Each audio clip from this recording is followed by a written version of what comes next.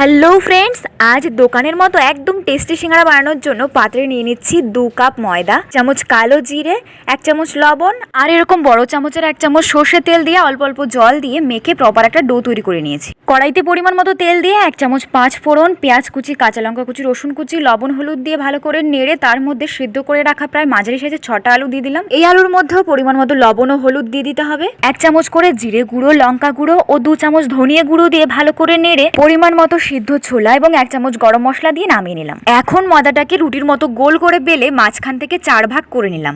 1 ভাগ নিয়ে আলুর পুর দিয়ে ঠিক এইভাবে একদম সহজে সিঙ্গারা শেপ তৈরি করে নিয়েছি। একে একে এইভাবে সবগুলো সিঙ্গারা শেপ তৈরি করে নিলাম। জানো তো, প্রথম সিঙ্গারাটা দেখে আমার এত হাসি পাচ্ছিল, এরকম ভ্যানিটি ব্যাগের মতো দেখতে হয়ে গেছে। এবার এগুলোকে লো টু মিডিয়াম ফ্লেমে লাল লাল করে ভেজে নিলেই আমাদের টেস্টি দোকানের মতো সিঙ্গারা রেডি। আমার ভিডিও যদি তোমাদের ভালো লেগে থাকে প্লিজ ভিডিওতে একটা লাইক করে চ্যানেলটা সাবস্ক্রাইব করে দিও।